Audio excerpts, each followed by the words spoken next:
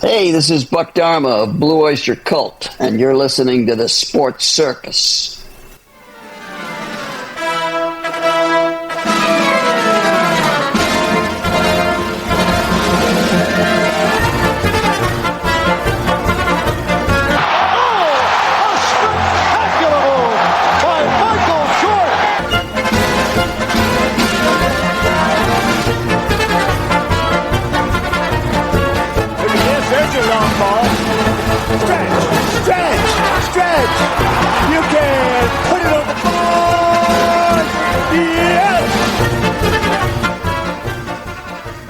Welcome to the Sports Circus. I'm your ringmaster, Sal, live from Las Vegas in the AMP TV studio, AAMP Television.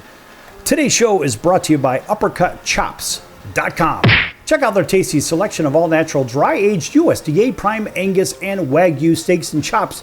Wait till you taste their best-in-class New York steaks, the filet mignon, and of course the king of all, those cowboy cut and tomahawk cut ribeyes, best I've ever had. Likely will be the best you ever have as well. Check them out at UppercutChops.com. That's UppercutChops.com. Or give them a call, find out what's for dinner, 714-948-0100, 714-948-0100 for UppercutChops.com.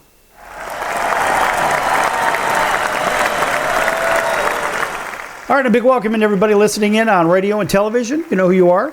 Pick your favorite streamer as well.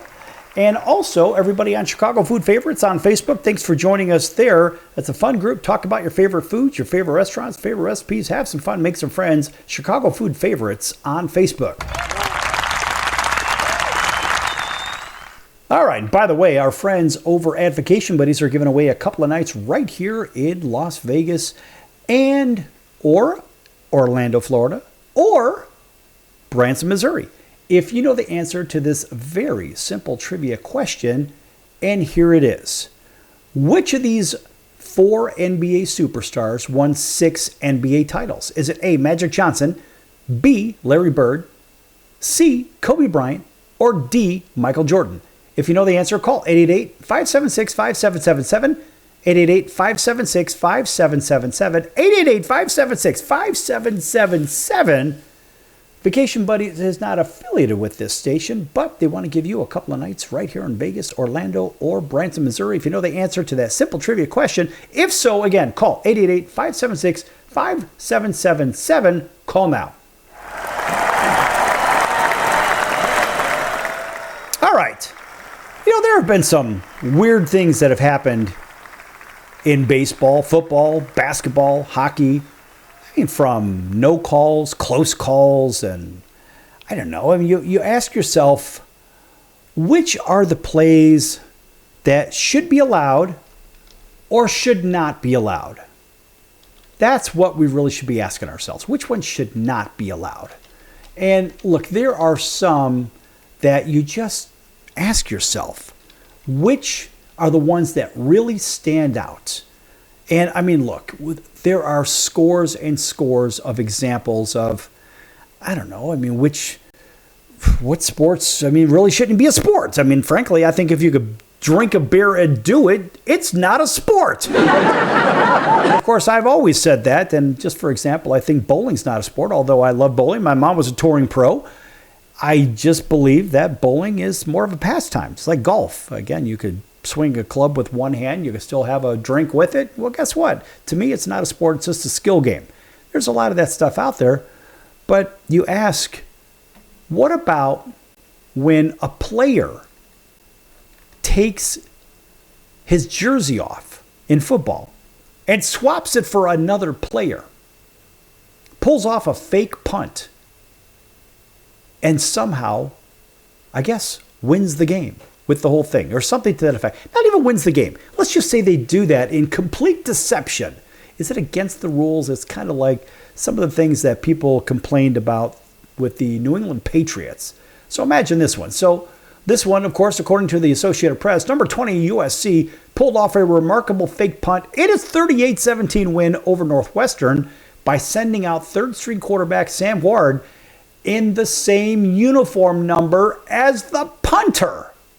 Boy, that doesn't seem very, I don't know, it seems kind of Bush League to me. Anyway, wearing a number 80 jersey. Howard came to the field with the punt team in the second quarter and completed a 10-yard pass. That's right. The first down extended the drive that ended with a touchdown run.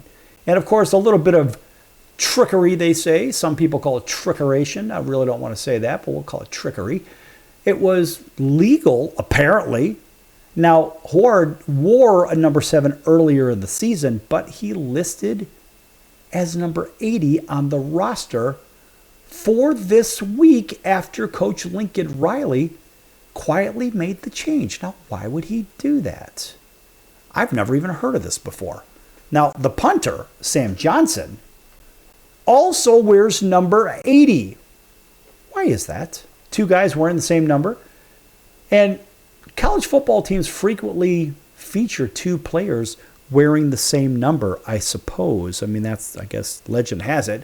Anyway, Northwestern coach David Braun credited Riley and special teams coordinator Ryan Doherty for their creativity, describing it as a lesson learned. But boy, that just seems to be a little bit more. And Braun even said, quote, did not show up on the roster online, had not shown up anywhere else, but they did legally submit that.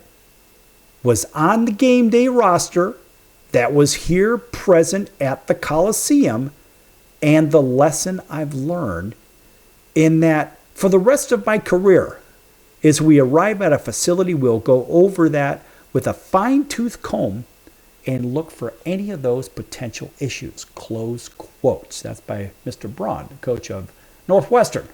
And Howard, who is a couple of inches shorter than the 6'3" punter Johnson, grinned wildly as he high-fived his team on the way off the field. And he's a former 5-star recruit who began his college career at the University of Washington. As a matter of fact, Lincoln Riley said, quote, it was just a well-thought-out thing, had it at the right time, and we had confidence in it. And Sam stepped in there and made a good throw. Had a guy kind of in his face. We have some creative guys on our staff, close quote. Now, Lincoln Riley said USC had the play in his pocket for the past several weeks, changing Howard's number in accordance with the rules, but no one noticed it on the game day flip card that included the team's roster and depth chart. In fact, Lincoln had said, quote, you guys got to pay attention. Seriously, it's been out there for 3 or 4 weeks, and I'm glad none of y'all put it on Twitter, close quote. Is it Twitter or is it X? Whatever. Bowling Green pulled off a similar stunt last season in the 68 Ventures Bowl in Mobile, Alabama. That's right. Third-string Falcons quarterback Baron May switched his uniform number before the game from 8 to 18, very similar to punter John Henderson's number 19. Late in the first quarter, May came out of the field instead of Henderson and threw a 43-yard touchdown pass to Malcolm Johnson Jr., although Arkansas State overcame it for a 38-31 win. I find it interesting that both teams that won that game had 38 points. But you ask yourself, yes, is it legal? Is it bush play? Is it fair game? Is it fair play? And yes, on all of the above. So I guess the next question is, why don't more teams do it? Why don't they put these plays in their pocket and find an unsuspecting team that's really not playing for too much? Whereas USC is playing for a lot and Northwestern's playing for bowl eligibility. But it would seem to me that maybe there's something more to it. I don't know. Maybe there is. Maybe there isn't. But when I ask myself about this, I say, well, what's wrong with the picture? To me, that's like in a baseball game. If I'm on first place, or if I'm on first base, and I see the ball is being hit to the second baseman, I'm running from first to second. When I'm running, of course, I have to make sure I don't get hit with the ball, because then I'm going to be out as the runner. However, what I can do is I can actually stop in the line. It is not necessarily interference, or I could certainly slow down and sort of get in the way, but not get in the way because you can't interfere or impede in baseball. But what you can do is you can inadvertently screen, without trying to, of course, if you know what I mean, you can inadvertently screen the infielder But of course, it has to be done not on purpose, and it has to be done without malintent is the bigger issue. And that's up to the umpires to figure out what is fair and what is reasonable. Now, I'm not so sure what is fair and what is reasonable is a real issue here. But when I'm talking about football and changing a jersey, now baseball, they don't really change jerseys. Now, I do remember, though, I will tell you this one. This is kind of fun. When I was playing in the Mexican League one time, I remember I was wearing number 1. It just happened to be my number. And as a pitcher, they took me out late in the game for a reliever. I think we were in the 7th or 8th inning. I forget what it was. And so another lefty came in, and he had the same jersey as me. He had a number 1 because that's what we happen to have. So what we had to use, believe it or not, was somebody went to the equipment room and they went and got a roll of duct tape. I kid you not. This is a true story. And they made his jersey look like a number 11 with a strip of duct tape, believe it or not, right next to the 1 on the back of his jersey. I will never forget this as long as I live. This was back in, I think, 1989. I've never seen anything like it. It was ridiculous. Was it Bush League? No, we just didn't have enough uniforms. And back then, we didn't make a lot of money for playing baseball. All right, back here in a few minutes on The Circus, folks. Lots more to come. We're going to get right back into baseball when we get back. Don't go anywhere.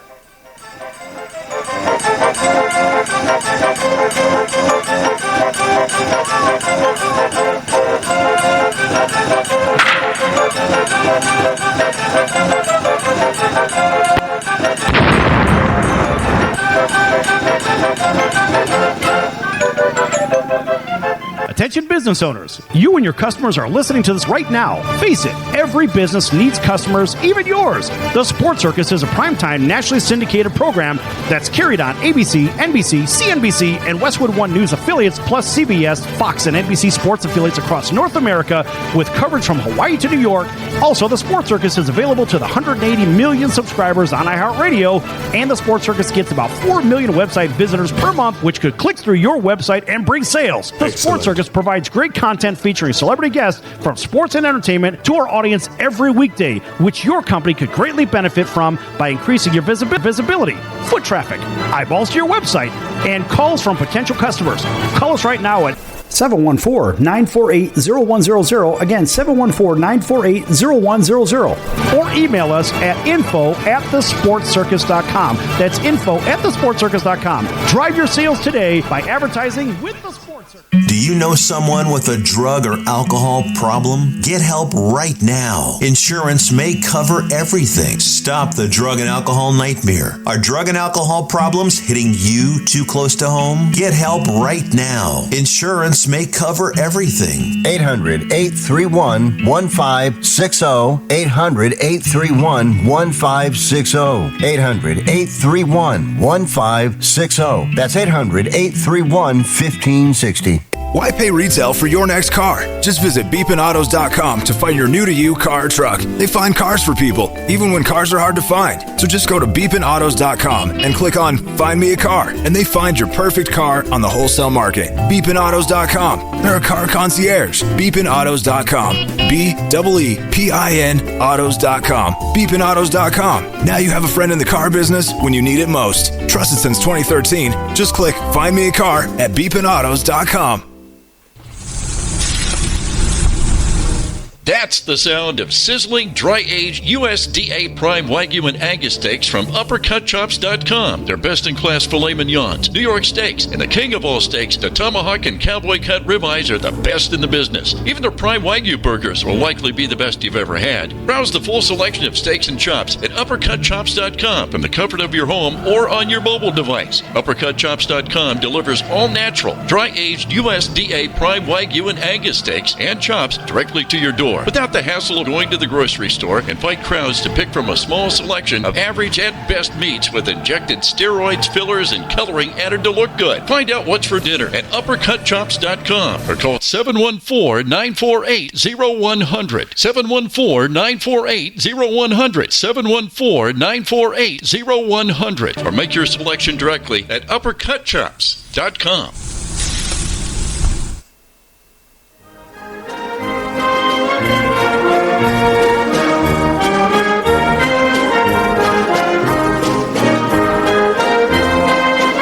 Welcome back to the Sports Circus. I'm Roy Firestone. Now it's time to throw it back to Sal.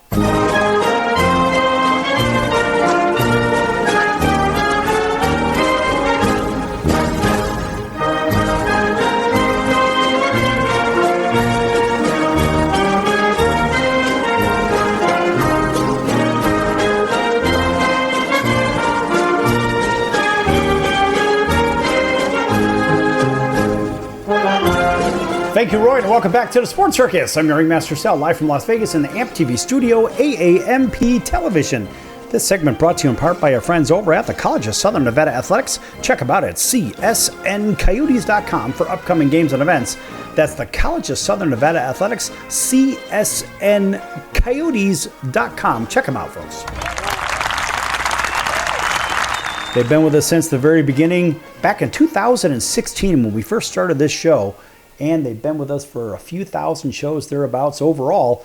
Got to tell you, folks, they are dedicated, and you can check out our banner, of course, on their website. Also, we have a nice link there, and we also have a gigantic 10-foot banner out on the home run wall in right field at their baseball stadium. Also on the home run wall for the girls or women's softball field as well, the gym for the basketball team, and also for the soccer field and volleyball gym. There's all kinds of great stuff for the Sports Circus. Long partnership with the College of Southern Nevada Athletics. All good stuff, folks. Again, make sure you check them out at csncoyotes.com. All right, welcome back to everybody listening in on all of our affiliates, including our friends over in Atlanta. Thanks for waking up with us on WDJY 99.1 FM, right down the road from Columbus, Georgia, all the way to Auburn and over to Montgomery, Alabama. WAUD, thanks for driving home with us, listening in on home of the Atlanta Braves, up and down the Midwest, out to the West Coast, those driving between sunny Southern California and fabulous Las Vegas, listening in on Highway Country Radio 101.5 FM and 107.3 FM. Thanks for joining us on the home of the Vegas Golden Knights, the Raiders, and of course the Sports Circus at 7 p.m. as well, up and down the West Coast, out to Honolulu, CBS Sports 1500 KHKA, that's home of the New York Yankees, San Francisco 49ers, and Alabama Crimson Tide. Plus everybody else watching on Cox, Comcast, Spectrum, Frontier, Oceanic, Time Warner, Spectrum, Wild, Charter, and independent cable affiliates in select markets. Thanks for joining us there as well as Hotel TV, where applicable, and all streaming platforms. All right, so I did mention that it seemed kind of Bush League what USC did with changing the uniforms. And like I was saying before, that was where I left off in the last segment, when you're going between bases, we'll just say I gave an example between first and second base. I'm a runner at first base, and I slow down conveniently to impede the vision, but I don't stop in front of the ball. And you ask yourself, well, okay, am I interfering with the game, first of all? That's the first question you got to ask yourself. No. Is it borderline? Absolutely, it's borderline. And should it be allowed is the next question. Well, that's another question entirely, because although you have some questionable play, and we'll say some dubious characters that happen to somehow try to make things happen a particular way. I mean, look, baseball has unwritten rules, just like football, basketball, hockey. They all have unwritten rules. I mean, in baseball, let's face it. I mean, you're not stealing bases when you're up 10-0. You just don't do it. I mean, I think you're just begging for trouble if you do that. And so the bigger question is, what are the repercussions for it? Well, let's face it. This is how bench clearing brawls start, and that's how bad blood just carries over from season to season to season to season. And I mean, it could start with something as simple as music being played during the game. I have a perfect example. with my beloved Chicago White Sox.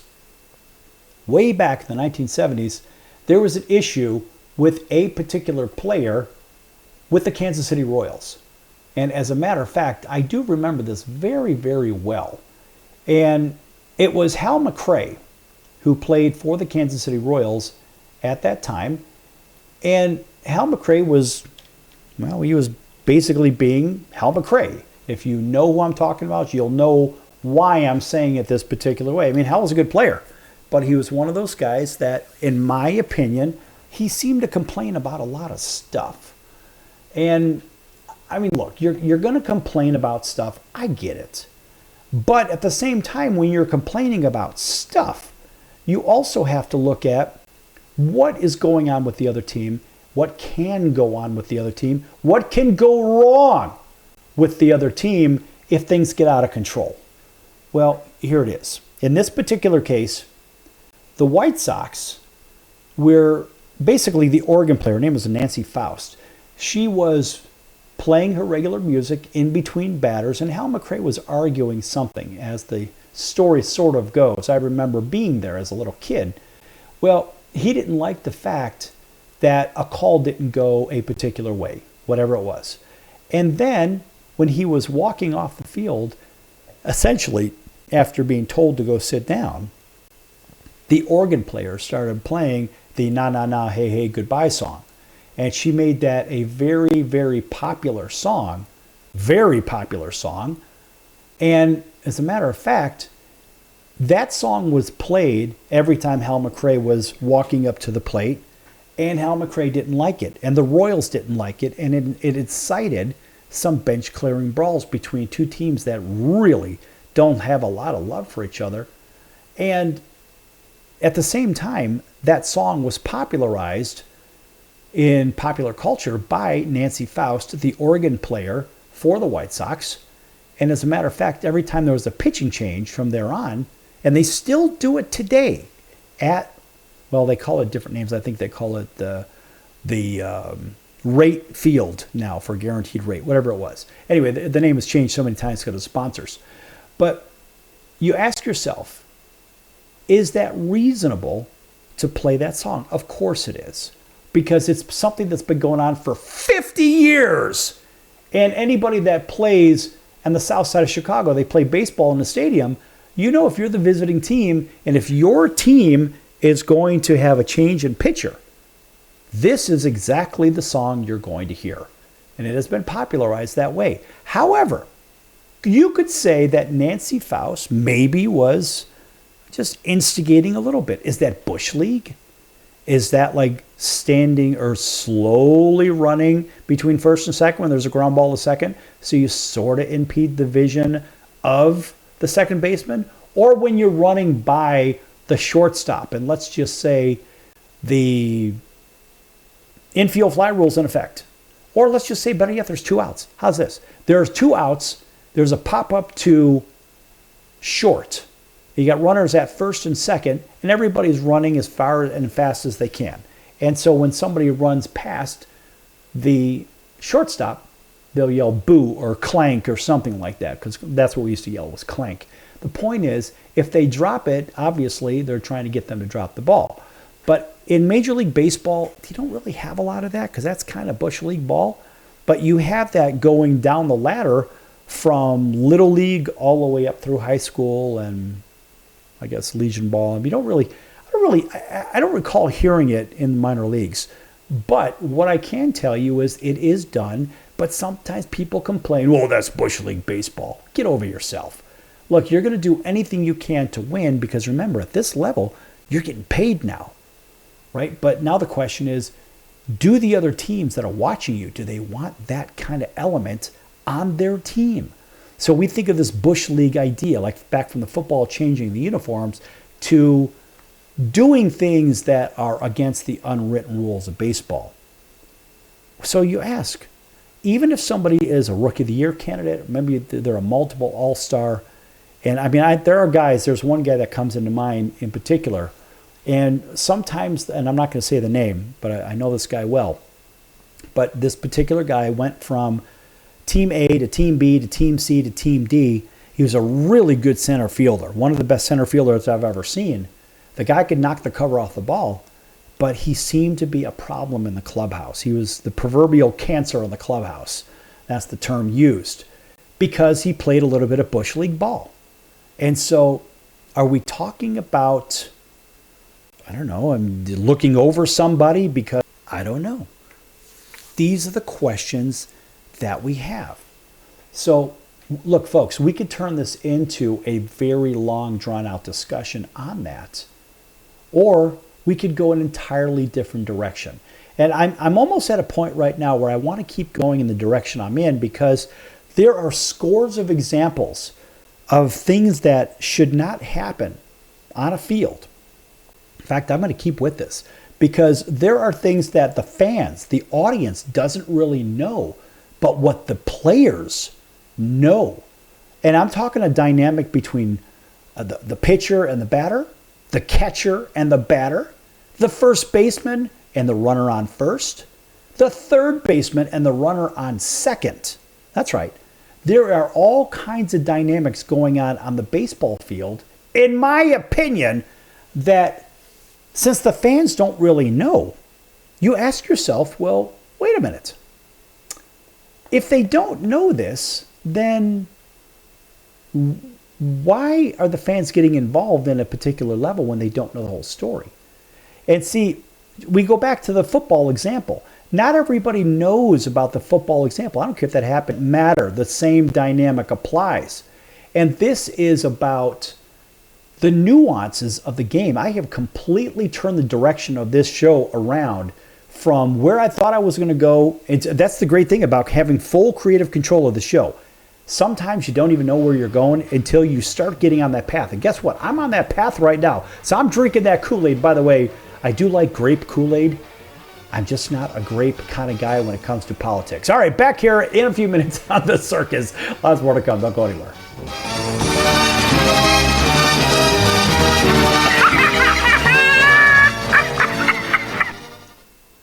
If I was your mother and you had a drug problem, I'd grab you by the ear and make you call and get help. You can be in treatment tomorrow and start to get clean in 7 days. Follow Mom's advice and call the Detox and Treatment Helpline now. Write this number down. 800-814-8628. 800-814-8628. 800-814-8628. That's 800-814-8628. Are you or someone you love struggling with an addiction to drugs or alcohol and want to be set free from the chains of addiction?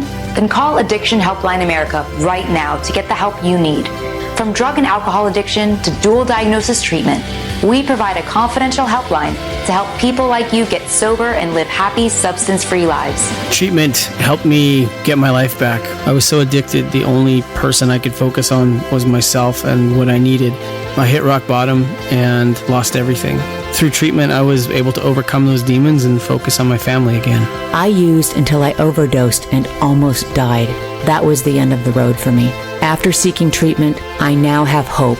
I learned skills that help me deal with life on life's terms. 800-426-4994. 800-426-4994. 800-426-4994. That's 800-426-4994. Why pay retail for your next car? Just visit beepinautos.com to find your new-to-you car or truck. They find cars for people, even when cars are hard to find. So just go to beepinautos.com and click on Find Me a Car, and they find your perfect car on the wholesale market. Beepinautos.com. They're a car concierge. Beepinautos.com.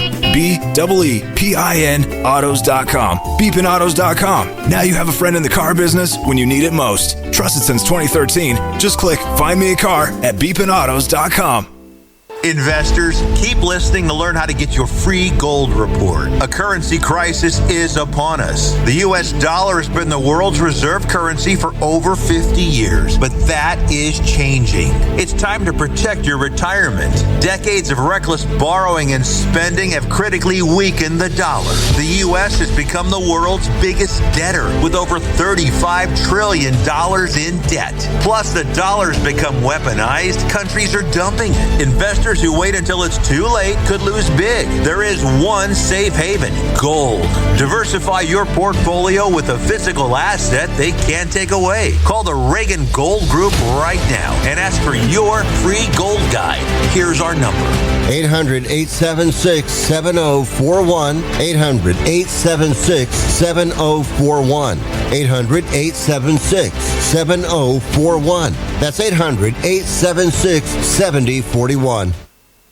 Hey everyone, Dave Jackson here, ESPN rules analyst on ESPN Hockey, and you're listening to the Sports Circus.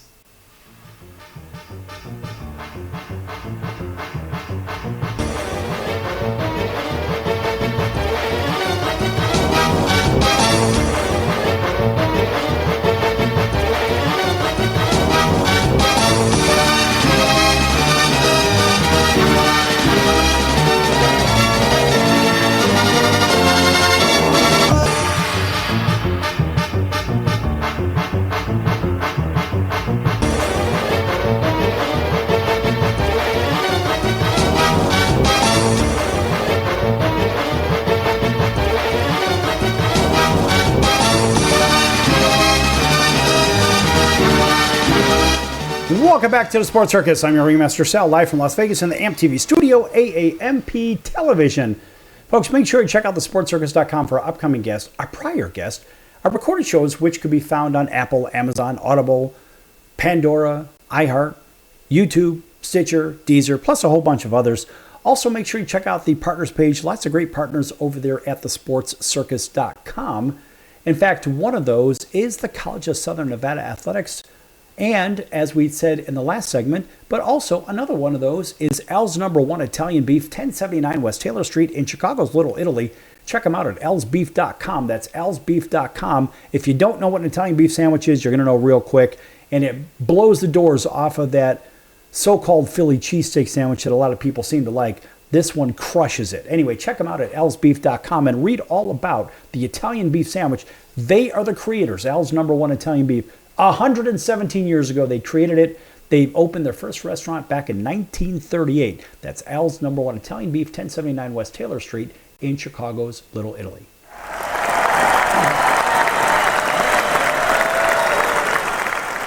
All right, by the way, at the beginning of the show, we had an announcement. We had an announcement from Vacation Buddies giving away a couple of nights in Las Vegas, in Branson, Missouri, or in Orlando, Florida, if you knew the answer to a very simple basketball trivia question. In case you're just tuning in, here it is. Which of these four NBA superstars won 6 NBA titles? Is it A, Magic Johnson, B, Larry Bird, C, Kobe Bryant, or D, Michael Jordan? If you know the answer, call 888-576-5777, 888-576-5777, 888-576-5777. Vacation Buddies, again, is not affiliated with this station, but they want to give you a couple of nights right here in Vegas, Branson, Missouri, or in Orlando, Florida. And if you know the answer, call 888-576-5777. Call now. All right, so in the last segment, I kind of spun away from the direction I was going in the show just because I can. And that's the stuff I like to do anyway. But anyway, when I look at it, I say, well, all right, look. Sometimes you hit a hot button, even with yourself, with other people, whatever, and you're like, you know what? I'm going to expand on this a little bit. Because it started out by talking about a Bush League play in football, in my opinion, which was switching a number for a quarterback to a punter, and then the quarterback comes into the punter position wearing the same number and then completes a pass, which gets a drive going, and eventually the team goes out and scores. All right, whatever. And so, again, it doesn't matter if it happened yesterday, last week, last month, last year, whatever. Who cares? In my opinion, it's not cheating, but it's a little bit Bush League. So I talked about the dynamic maybe between a runner and a second baseman. Well, how about this? How about between pitcher and hitter first? Now, look, first of all, the pitcher and catcher relationship needs to be good, but for the pitcher and hitter dynamic to really work well. And so as we think about what a pitcher does, I mean, look, there's all kinds of games, especially when the pitcher actually calls his own game. I called my own games. I never liked with anybody calling the game for me, but it just doesn't work for me. It never has worked for me. Because I know what I got. When I'm getting out there on the baseball field, I get up on the hill, I'm on the bump, and I know I've got at least 7 innings in me out of 9. Hopefully I'll go a full 9. But I know from my pregame warm-up, and even before that, from long toss, because you have long toss and you bring it down into short toss into about 90 foot, whatever.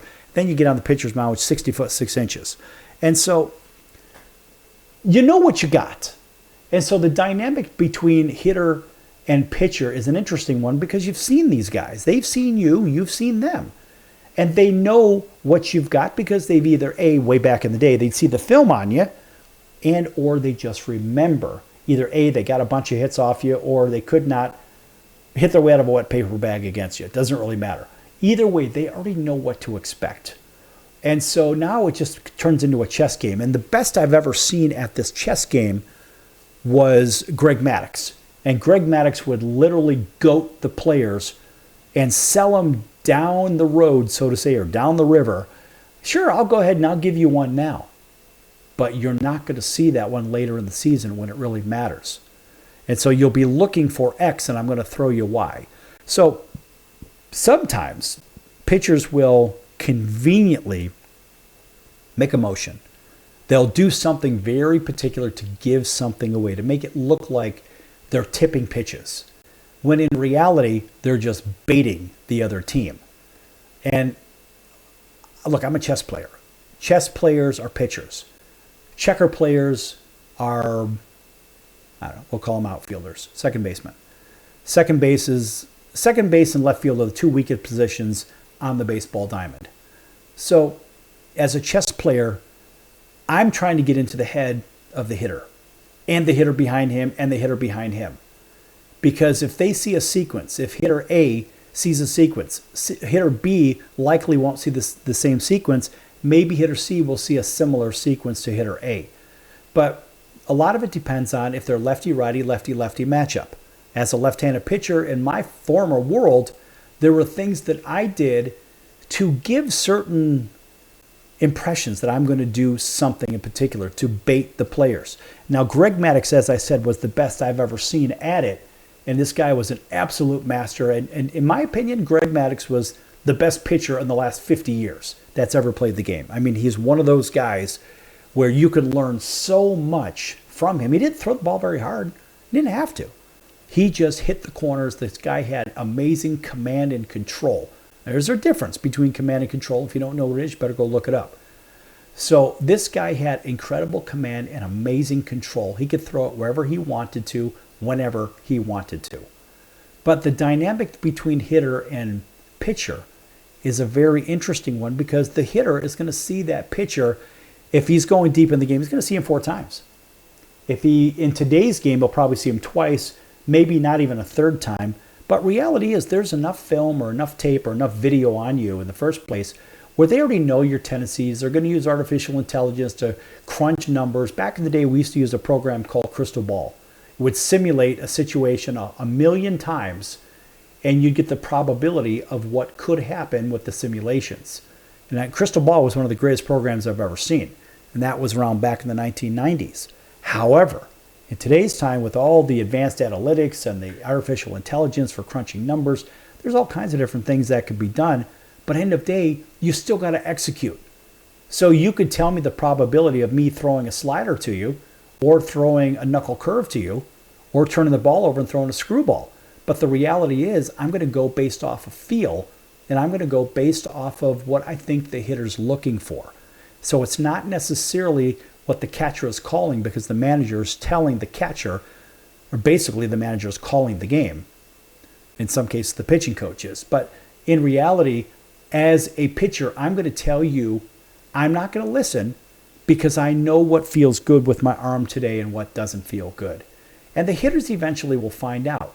Because if you're missing with your fastball, maybe you're missing with a 4-seam fastball, but you're getting your 2-seam fastball over, well, that means there's going to be a few miles an hour less on that 2-seam fastball, and I know it's going to tail away from the right-handed hitter if I am hitting and let's say I'm a lefty, if I see that ball starting out middle to middle in, I'm going to stay away from it because chances are it's going to be a ball or it's going to hit me. So I'm not going to go after those because I know the four-seam fastball is not going to get over. So that dynamic is felt by the hitter. So not only have they seen all the video on you, they know what you're doing because they watched you in the on-deck circle a couple times, maybe 3 times already. They already know what's going on. So now you have to do the unthinkable. So after somebody gives up a home run, in many cases, let's say there was a fastball that was driven 450 foot. Well, in today's time, 450 seems to be a common number. Back in my day, 380 foot, 390 foot was a long home run. And that's where you're hitting over the power alley at 375 with a ball that's not a live ball like a golf ball. But my point is, I know with a certain degree of accuracy that if you threw a fastball and it was taken out of the yard, I'm likely going to see, as the next hitter, first ball off speed. Now, if you've got 2 or 3 different pitches that could be coming in off speed, it's either a slider, a straight change, or a curveball, or some variation of the two. Maybe even splitty. I never threw a splitty. But end of day, it's going to be likely a straight change or a curveball. So now you sit on the off-speed pitch, and you could pick up the tumble on that pitch. If it's coming in slow enough, which certain lefties, like Clayton Kershaw, was a master at throwing that 71, 72 mile an hour curveball, and you could pick up the rotation and the rev on it too, and you know if it comes out of his hand and it goes up, that ball's going to come down, and you could sit on it. And we saw that in past playoff performances where the ball was hit a country mile because the ball went up. When the ball goes up off a guy like Clayton Kershaw, you know damn well that ball's going to come down somewhere around bell tie, and you're going to hit it probably 400 plus. Back here in a few minutes with more pitching dynamics, more hitter dynamics, and on-base dynamics in baseball in just a few minutes on The Circus. Don't go anywhere.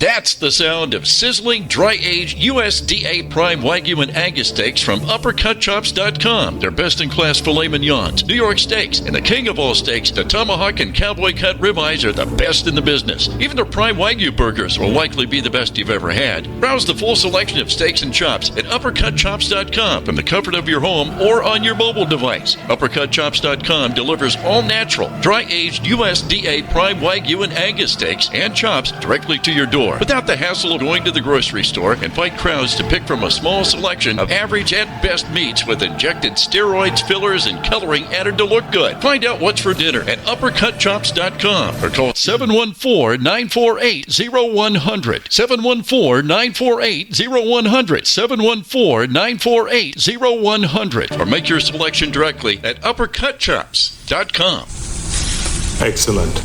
Do you own a timeshare? Well, face the facts. You made a mistake. You made a bad purchase. A timeshare is not an investment. It's a money pit that continues forever. If you use your timeshare, that's great. But if you don't, and you want to legally get out of your contract, call my friends right now at the Timeshare Exit Hotline. They're an experienced team of lawyers who help good people like you get out of a timeshare contract that they just don't want.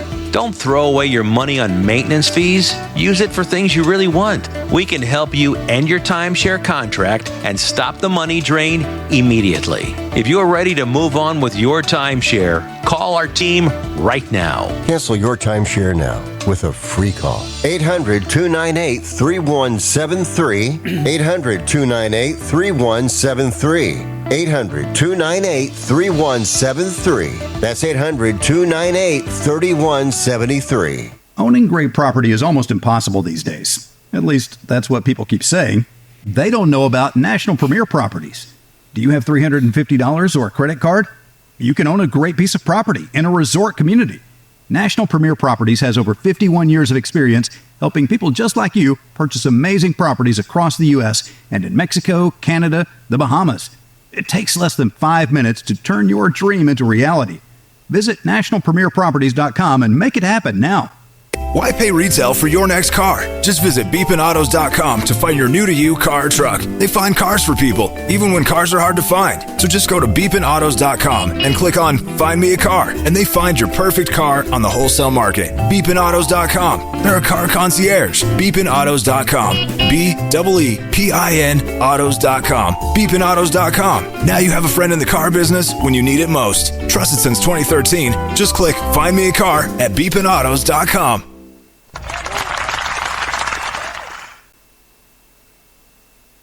Hey everybody, this is Brian Urlacher. Welcome back to the Sports Circus.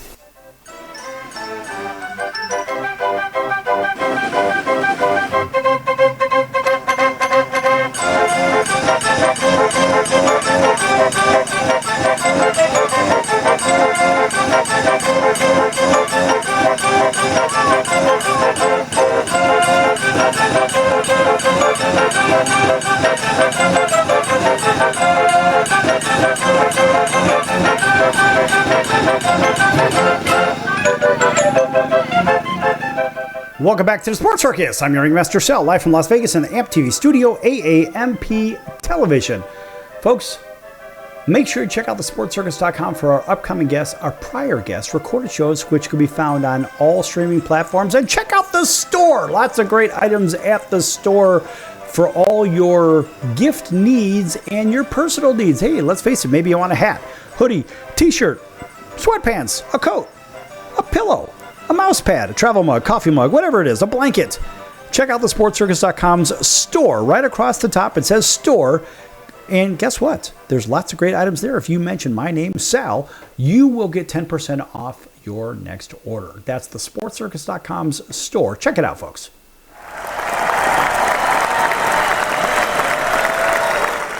All right, welcome back to everybody on radio and TV. You know who you are. Everybody's streaming as well. Thanks for joining us there. Now, in the last segment, I was talking a little bit about the hitter-pitcher dynamic. And it's a real thing, folks. In baseball, look, there are a lot of games within a game. It's kind of like when you walk up to a dice table at, well, I would say here in Las Vegas, but then again, now it seems like casinos are everywhere. But when you walk up to the dice table, you're like, wow, this looks awfully complicated. Well, it's about as complicated as writing a term paper. You say, wow, that's got to be really complicated. How do you write a 50-page term paper? I've done this before, but I got to tell you, it's not that complicated. Because, first of all, the dice game is a series of games within a game. In the same way that when you write a term paper, it's a series of papers within papers. So think about this. When you're writing a paper, a lot of us have done that. So we go back to school like, geez, we got a 10, 20, 30, 50-page paper to write. I don't even know where to begin. All right, it starts out with an outline. What are you going to do? You're going to preview what you're going to talk about. You're going to talk about what you're going to talk about. And then you're going to summarize what you're going to talk about. That's it. That is the nuts of the paper itself. Now, think about this.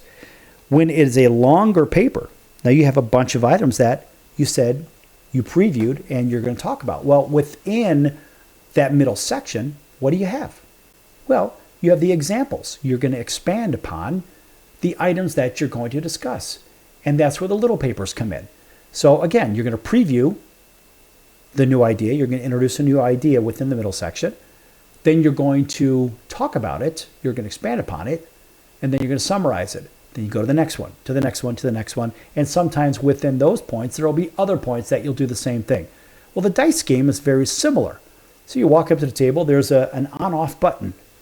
Right? And you have some guy that's throwing the dice or some woman that's throwing the dice. You have a box man sitting there. You have two dealers on either side of the box man, who is basically the box man's the table boss. Then you have a stick man, right? Of course, it could be a woman too. But anyway, my point is, within that game, there are a series of games. So your lesson in Krebs, for example, is you walk up and the button is off. There's what is black on one side, it says off, and it's white on the other side, it says on, and then it's placed on a particular number. So you got a 4, 5, 6, 8, 9, and 10, that button, it's called a button, but it's actually like a hockey puck. So that button goes to the number. So on the very first roll, for example, remember, this is Sal the bookmaker talking too. So I know the gambling world very, very well. So when you walk up to the dice table, don't worry, I'll get back to baseball. When you walk up to the dice table and the button is off, let's say you're the first person playing, there's nobody there. You say, okay, we'll put $5 on this thing called the pass line.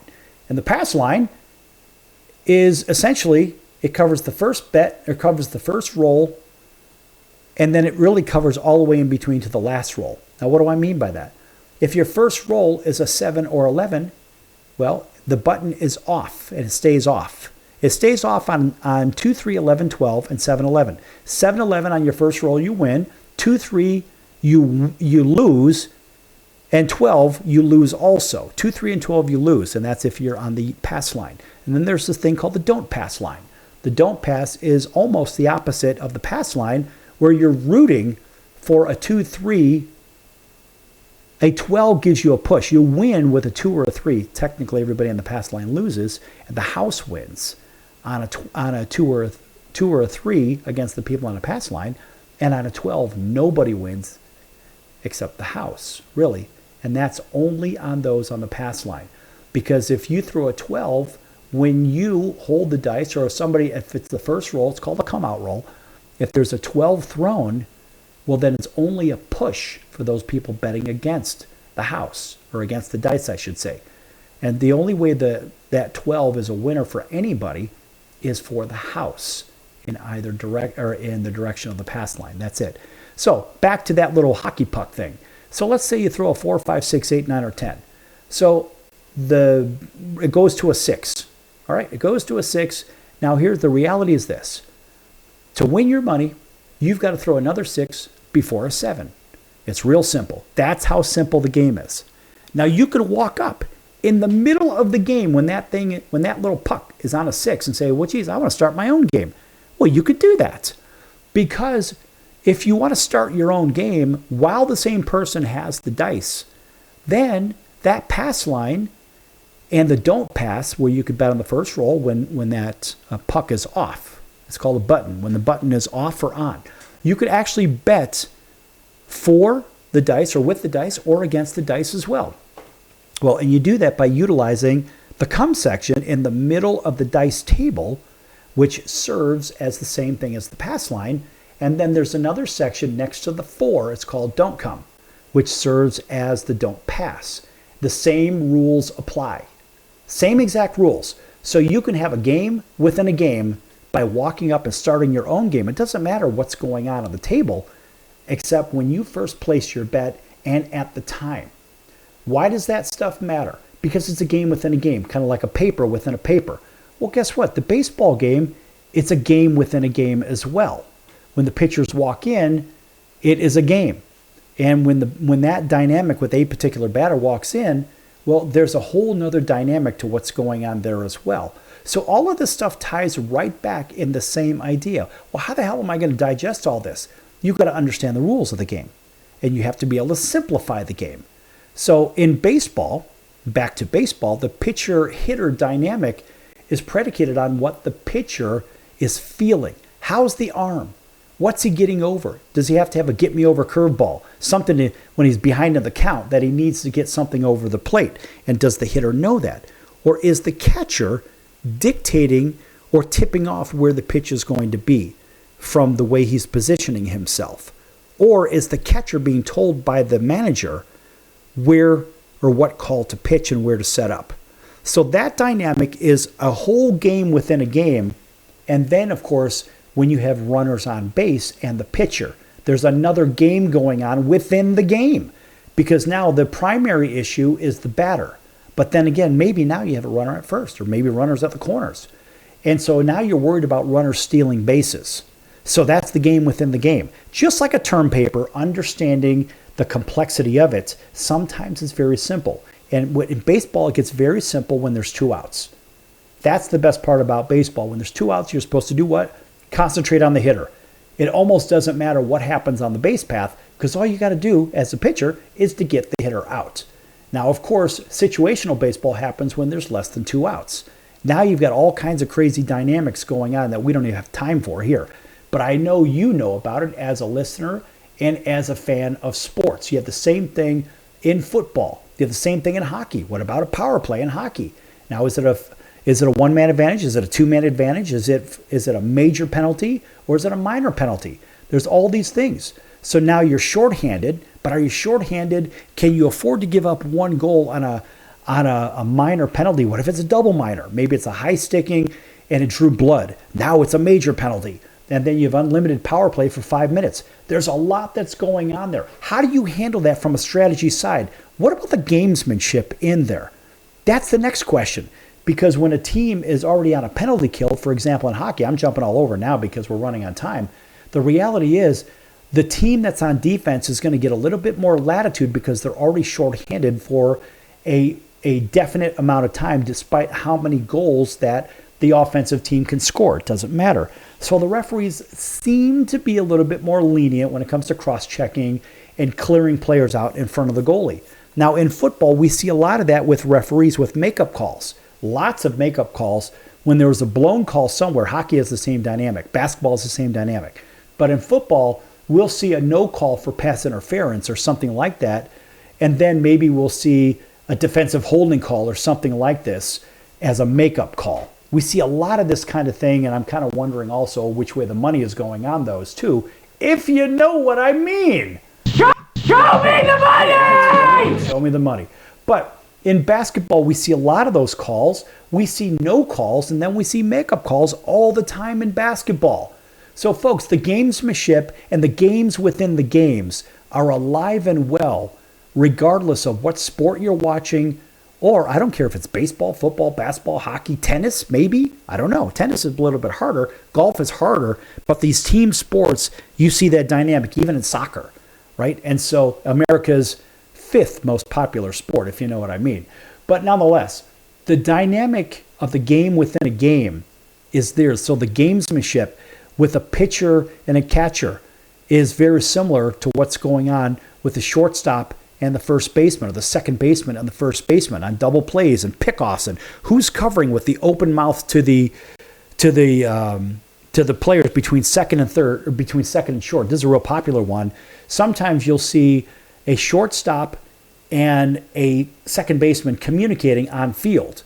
It's basically who's going to cover the runner on second, who's going to sneak in behind the runner. Then there's the daylight play by the pitcher. If the pitcher sees daylight between the runner and the second baseman, for example, he could throw, or to second base, he could throw maybe to the person covering, whether it's short or second base. And so there's that dynamic in there as well. And so, listen, folks, there are so many pieces of the puzzle, never mind with the grounds crew. In baseball, we go back to the groundskeeping crew. Maybe they keep the grass awfully high in the infield because they know they have a good bunting team. That's right. And so the ball will deaden maybe along the first or third base line. So the grass will be longer over there, it'll be shorter up the middle, right? So it could be fielded by the pitcher. And these are just little nuances of the game. So you got to think about all of these little pieces of a puzzle as you're watching a game. Folks, there are a bunch of games within a game. That's why people say, well, I don't know how you watch baseball. It's boring. No, it's not. Because I know the games within a game. And hockey is never boring. Football, well, they play a little, then they rest a little. Basketball is constant action. As long as it's not a slam dunk or a three-point, hopefully there will be some kind of mid-range game. But basketball can be exciting if they play defense too. Anyway, folks, I'm out of time here on the circus. Hopefully you had a little fun with this today and you can relate to what the hell I'm talking about. And if not, listen to it again. Play it from the beginning. And by the way, make sure you check out Vacation Buddies and that offer, 888-576-5777 for that free trip or free couple of nights in Vegas, Orlando, or Branson, Missouri with the trivia question. Go back to the top of the show and listen to it, or the bottom of the hour and listen to the question again. All right, folks, that's going to do it for the circus. I'm your ringmaster, Sal. We'll see you in 23 hours right here on your favorite station. Until then, so long, everyone.